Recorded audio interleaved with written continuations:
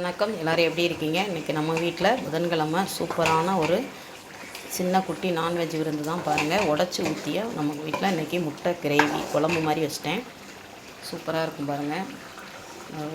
ஒரு நிமிஷம் வெந்தால் போதும், சிம்மில் தான் வச்சுருக்கேன். இப்போ சாப்பாடு சூடான சாப்பாடு ரெடி ஆயிடுச்சு. அதுக்கப்புறம் காம்பினேஷன் பார்த்திங்கன்னா அப்பளம். நம்ம வீட்டில் சூப்பராக இருக்கும் இந்த குழம்பு. நம்ம வீட்டில் குழம்பு மசாலா தூள் இருக்குது. யாருக்கு வேணுமோ கமெண்ட் பாக்ஸில் கமெண்ட் பண்ணி வாங்கிக்கோங்க. இந்த குழம்பு மசாலா பார்த்திங்கன்னா முட்டை குழம்பு, மீன் குழம்பு, புளிக்குழம்பு எல்லாத்துக்குமே ஒரே மசாலாவே போட்டுக்கரலாம். சூப்பராக இருக்கும் கருவாட்டு குழம்புக்கெலாம். வேணுங்கிறவங்க கீழே கமெண்ட் பாக்ஸில் கமெண்ட் பண்ணி வாங்கிக்கோங்க.